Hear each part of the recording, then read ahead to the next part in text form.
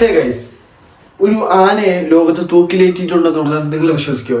ഇല്ലെങ്കിൽ വിശ്വസിച്ചേ പറ്റത്തുള്ളൂ. അങ്ങനത്തെ ഒരു സ്റ്റോറിയാണ് ഇന്ന് ഞാൻ പറയാൻ പോകുന്നത്. സോ വെൽക്കം ബാക്ക് 30 Days 30 സ്റ്റോറീസിലേക്ക് എല്ലാവർക്കും ഒരിക്കൽ കൂടി നമസ്കാരം. അപ്പോൾ 30 ദിവസം കൊണ്ട് 30 ഇൻട്രസ്റ്റിംഗ് ആയിട്ടുള്ള സ്റ്റോറീസാണ് പറയാൻ പോകുന്നത്. So let's go. 1916 ഒരു അമേരിക്കൻ സർക്കസ് കമ്പനി ആയിട്ടുള്ള സ്പാർക്സ് വേൾഡ് ഫേമസ് ഷോയിലാണ് ഈ ഒരു സംഭവം അരങ്ങേറുന്നത്.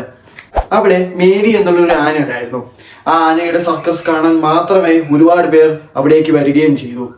ഒരുപാട് അഭ്യാസങ്ങൾ കാണിച്ച് ആളുകളെ മൊത്തം ആ ആന ചിരിപ്പിക്കുമായിരുന്നു. അങ്ങനെ 1916 സെപ്റ്റംബർ 11 സ്ഥിരം പരിശീലിപ്പിക്കുന്ന വ്യക്തി അന്ന് വന്നില്ല. അതുകൊണ്ട് തന്നെ രണ്ടാം പരിശീലകനായിട്ടുള്ള റെഡ് എൽഡ്രിച്ച് ആണ് അന്ന് അവളെ കൈകാര്യം ചെയ്തത്. അവളെ കൈകാര്യം ചെയ്ത രീതി ശരിയല്ലാത്തത് കൊണ്ട് തന്നെ അവൾ അനുസരിക്കുകയും ചെയ്തില്ല. റെഡ് എൽഡ്രിച്ച് ഒരുപാടധികം ഉപദ്രവിക്കുകയും ഒക്കെ ചെയ്തു മേരിയെ.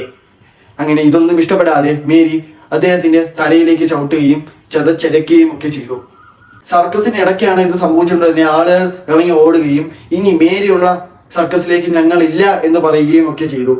ഇതറിഞ്ഞ ചാൾസ് സ്പാർക്സ് എന്ന കമ്പനി ഉടമ അവളെ തൂക്കിലേറ്റാൻ തീരുമാനിച്ചു. അങ്ങനെ അന്ന് തന്നെ ഒരു ക്രെയിനൊക്കെ സംഘടിപ്പിച്ച് അത് അവളെ തൂക്കിലേറ്റുകയും ചെയ്തു.